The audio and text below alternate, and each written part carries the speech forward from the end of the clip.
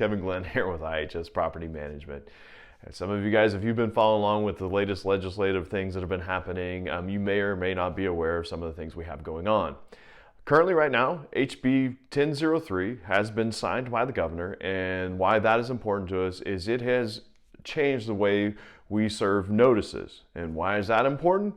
Because HB 1217, which as of today, which is May 6th, 2025, the bill hasn't been signed by the governor, but we just got notice that it is anticipated that he's going to sign it tomorrow on May 7th, and it will be effective from that date moving forward. And inside that bill, it's requiring us to serve rent increase notices in the manner of RCW 59.12.040.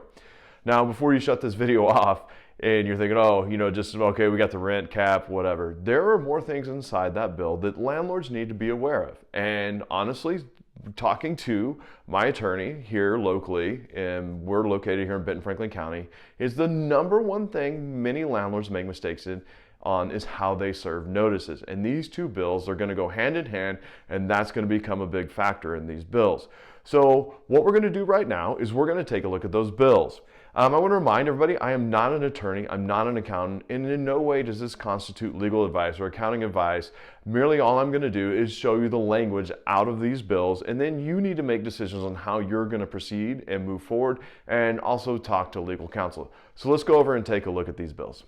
So let's look at HB 1217, and we're going to start off by looking at some of the penalties that they have set inside this bill, because it's important to understand that, how this can impact you as a landlord.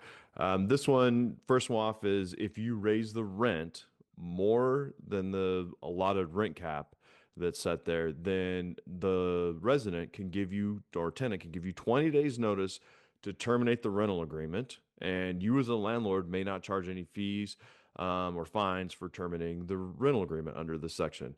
Additionally, they need to give you an opportunity to cure the unauthorized increase by providing the landlord with a written demand to reduce the increase to an amount that complies with the limit created in this section, which may not seem like a really bad thing, and you're like, okay, well, that's not so bad, but let's look at the other penalties and fines they have set in this section. So moving on, a tenant or the attorney general may bring an action in a court of competent jurisdiction to enforce compliance with this section or section 102 of this act, section 103 of this act, or RCW 59.18.140 if the court finds that the landlord has violated any of the laws listed in this subsection. That's important. Any of the laws listed in this subsection. The court shall award the following damages to the tenant and attorney fees and costs to the tenant who brings the action or the attorney general. They have the attorney general in this now. So let's start. Here we go. Damages in the amount of any excess rent, fees, or other costs paid by the tenant. So, okay, we got that one. Damages in the amount of up to 3 months of any unlawful rent, fees, or other costs charged by the landlord. So they could charge you if let's say your rent's $2,000, 3 months worth, that's $6,000. They could charge you on top of the other excess fees that they've got in there.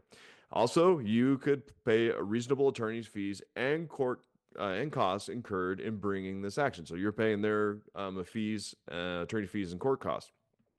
Oh, by the way, just so you know, a lot of them use Northwest Justice Project, which is free to them, not to you, though. The Attorney General, this is a kicker. The Attorney General may bring an action under this subsection, notwithstanding whether the tenant has offered the landlord an opportunity to cure, and may recover civil penalties of not more than $7,500 for each violation, in addition to other remedies provided by this subsection. So the attorney general could bring a suit against you for up to $7,500, as this is stating, per violation of this. So not only is this going to be, rent caps, but let's see what else they have changed inside how we have to deal with rent increases. So first off, in this one, it says, except as authorized by an exemption under this section, a landlord may not increase the rent for any type of tenancy, regardless of whether the tenancy is month to month or for a term greater or lesser than month to month. So in other words, until this passes or is passed, you could raise the rent if you were on a month to month. Technically, you could have raised it every single month, given if you just stack the notices up. Now, then, that is no longer true based on what they're telling us here. It says during the first 12 months after the tenancy begins, you cannot raise the rent. During any 12-month period of the tenancy, you may not raise the rent in an amount greater than 7% plus the consumer price index, which is also known as CPI, or 10%, whichever is less. Okay, well, so what's this saying? This saying 7% plus whatever CPI is. So let's say CPI is 2%. So you take 7 plus 2, which would be 9%. That's how much you could raise the rent. But let's say CPI was 5%. So you take 7% plus 5%, that equals 12%. Well, the other kicker is they said, or 10%, which is ever less. So it's going to cap it at 10%. So if your CPI is 5% and you add that to the 7%, you are capped at 10%. So essentially it's saying you can raise it 7%. If CPI is 1, 2, or 3%, then you're good. But if it goes above 3%, say to 4%, you're capped at 10%.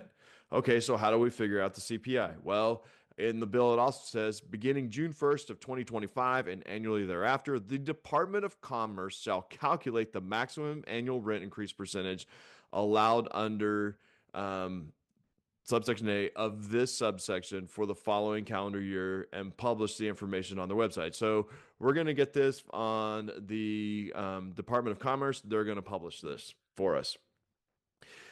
Here is another part. They have changed the minimum days that are required. You had to give at least a minimum of 60 days notice for a rent increase. It is now changed to 90 days. So you have to give at least 90 days notice for the rent increase. So we're going to now talk about some of the other things they have put in here and what we need to do. And in this subsection 1 here, where it says, except as provided in subsection 2 of this section, a landlord must provide a tenant with notice of rent increases in a form that is substantially the same as the form provided in subsection 3 of this section. I do not have this listed up here, but they have given us statutory language that's in this side of this bill that you must have on your rent increase forms. You can't just use any rent increase form. You have to have the language that they have provided inside of this RC, which is going to be an RCW, but inside HB 1217. It is inside this bill, and so you want to make sure you have that, because if you fail to have that language in there, you violated this law. The other thing that has happened in here is the bottom one that says, be served in accordance with RCW 59.12.040. And honestly, this RCW has caused more grief for landlords than I think anything else, according to the attorneys. What I mean by this is many landlords are making mistakes in how they're serving notices and their proof of service, and this RCW discusses that. And so we will move to the next bill that passed, HB 1003, and discuss how that changed this RCW 59.12.040. One of the big changes that happened was you used to be able to, they just said send through mail, you could send through first class mail. You are now required, and I highlighted here the new language, by certified mail posted from within Washington State to the last known address of the person entitled thereto.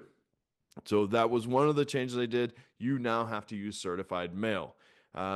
You need to go through this RCW and figure out how you do the whole process to serve in there. I'm not going to dive into that right now.